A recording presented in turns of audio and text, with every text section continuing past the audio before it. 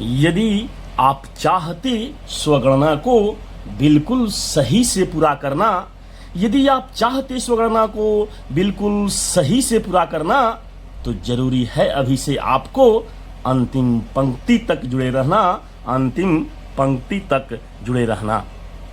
जय हिंद दोस्तों, आइए हम भारतीय जनगणना 2027 से संबंधित महत्वपूर्ण तथ्यों की कड़ी से जुड़ रहे हैं और जुड़ते हुए हम इस विधि को जानेंगे, स्वगणना विधि को जानेंगे, जो कि 7 स्टेप्स में है। कितने स्टेप्स में है? 7 स्टेप्स में है।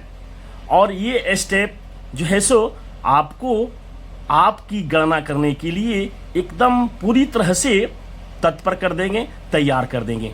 तो आइए अपनी गणना को स्वयं करें, निज देश का सहयोग करें और स्वगणना विधि को जानें, सही से पहचानें और एक एक स्टेप को सही से समझ करके अपनी गणना अच्छी तरह से करें।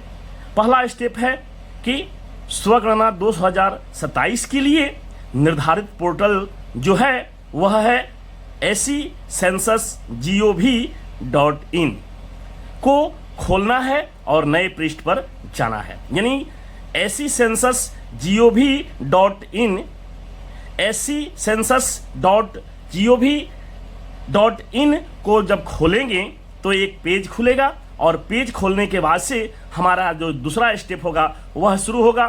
क्या उसमें करेंगे कि पोर्टल SEcensus.gov.in को खोलने के बाद से जो न्यू पेज पर दिख रहे प्रोप डाउन को जो लिस्ट है, उस लिस्ट से अपने राज्य बिहार का नाम सेलेक्ट करके कैप्चा को भर करके सेव एंड प्रोसीड करेंगे। यानी हम क्या करेंगे दूसरे स्टेप में, जब पोर्टल जो SEcensus.gov.in है इसको खोलेंगे तो नया पेज आएगा और नया पेज पर जो प्रोप डाउन है, वो लिस्ट है, उससे बिहार का नाम सेलेक्ट कर लेंगे और जो कैप्चा आपको दिखेगा उस कैप्चा को भर करके सेव एंड प्रोसीड जब करेंगे तो फिर एक नया पेज खुलेगा। यानी आप जो है सो सेव एंड प्रोसीड ऑप्शन को जब करेंगे तो फिर नया पेज खुलेगा। तो हमारा तीसरा स्टेप शुरू होगा। तीसरे स्टेप में आप क्या करेंगे, जब सेव एंड प्रोसीड करने के बाद से नए पेज खुल जाते हैं तो हाउस होल्डर जो हैं, जो हाउस होल्डर हैं उनका नाम और मोबाइल नंबर दर्ज करना होगा। यानी क्या करना है, उसमें जो पेज पर, नए पेज पर आपको दिखाई पड़ेगा हाउस होल्डर का नाम, तो उसे लिख देना है और फिर मोबाइल नंबर उसे भर देना है, फिर ईमेल आईडी जो कि ऑप्शनल है इसको भी भर देना है, जहां बक्स होगा उसमें भर देना है और भर करके फिर क्या करना है, अगला जो हमारा कदम होगा सेव एंड प्रोसीड का।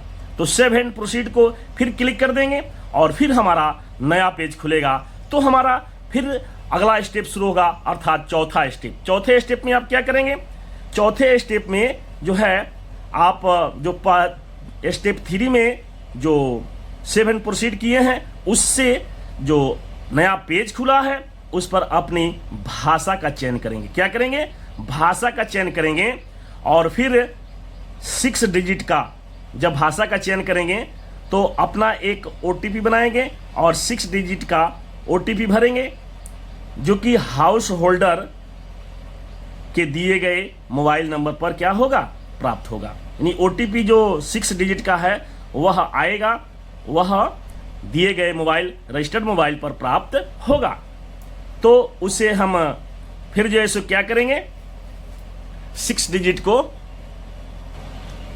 अर्थात जब आप भाषा का चयन करेंगे और चयन करके एंट्री करेंगे तो आपके जो भी आपने रजिस्टर्ड मोबाइल किया है उस पर मैसेज आएगा और 6 डिजिट का OTP आएगा, उसे भर करके फिर आगे क्या करना है, प्रोसीड करना है।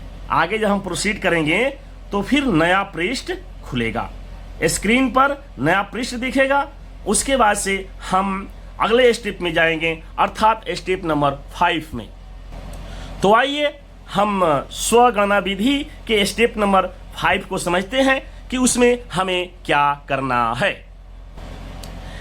स्टेप नंबर 5, इसमें क्या करना है कि जो स्टेप 4 के द्वारा खुले पृष्ठ पर हम जिला का चयन कर देंगे। जिला का चयन करेंगे और जिला को चयन जब कर लेंगे तो हम जिला के चयन करने के बाद से फिर पिन कोड डालेंगे।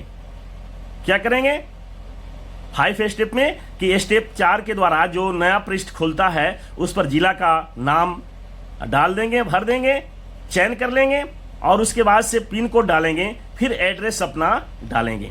एड्रेस जो हाउस होल्डर है अपना एड्रेस भरेंगे और उसमें ऑप्शन आएगा लैंडमार्क का, उसको हम टिक करेंगे, अंकित करेंगे। तो इस तरह से हमारा 5वां स्टेप पूरा हो जाएगा और 5वां स्टेप जैसे ही पूरा होगा उसके बाद से अगले स्टेप की शुरुआत होगी। तो हम स्वगणना सही से करने के लिए, बिल्कुल सही ढंग से करने के लिए, एकदम सही रूप से समझने के लिए अब अगले स्टेप नंबर 6 में पहुंचते हैं। इसमें क्या करना है, स्टेप 5 को जो हमने पूरा किया, स्टेप 5 को पूरा होने पर जो एड्रेस आपने डाला है उस एड्रेस पर लिए गए मैप, उस एड्रेस पर जो मैप होगा वो प्रदर्शित होगा। अर्थात 5वां स्टेप जब पूरा कर लेंगे तो दिए गए एड्रेस पर मैप प्रदर्शित होगा।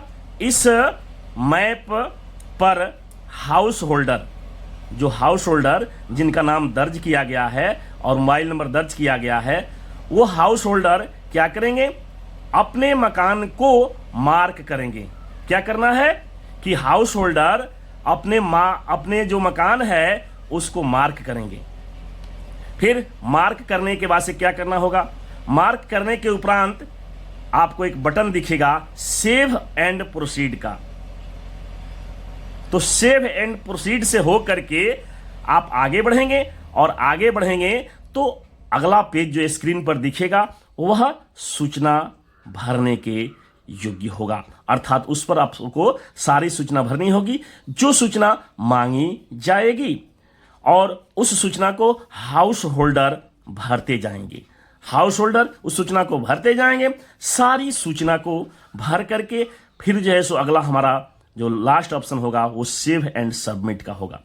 जब सेव एंड सबमिट करेंगे तो फिर नया पेज खुलेगा और उस पर क्या होगा हम अगले 7वें और अंतिम स्टेप में समझते हैं।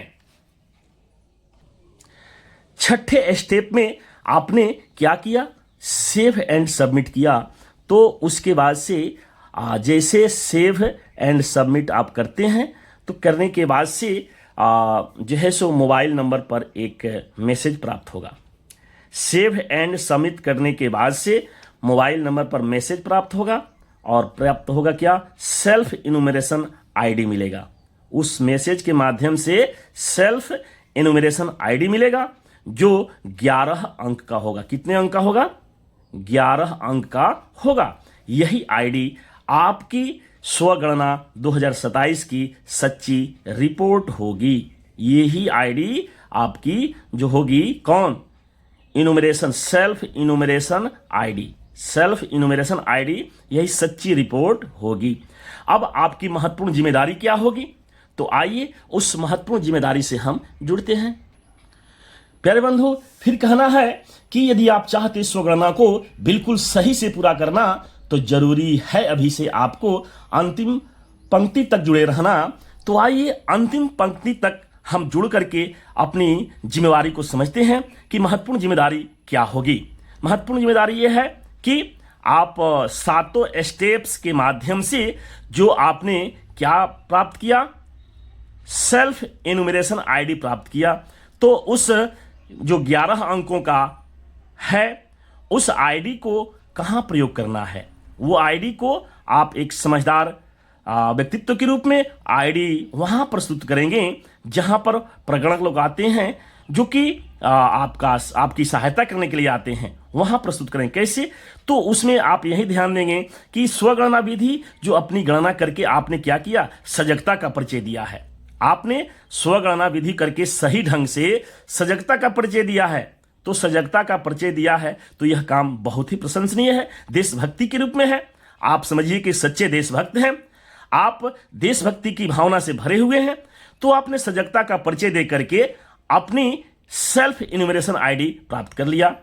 अब जैसे क्या करेंगे, इसके उपरांत जो आपने सेल्फ इन्यूमरेशन आईडी प्राप्त कर लिया उसको प्राप्त करके अपनी जिम्मेदारी थोड़ा निभाएंगे।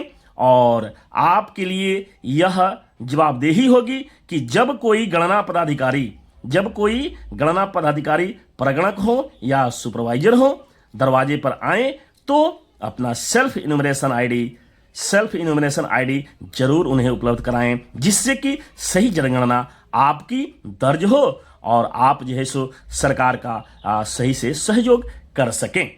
तो इस तरह से आप स्व जनगणना विधि को सही से समझे और स्व जनगणना विधि जो है सो आपको सही सहयोग करे। इसी उम्मीद के साथ हम विदा लेते हैं। अगले सेशन में पुनः मिलते हैं। तब तक के लिए जय हिंद, वंदे मातरम।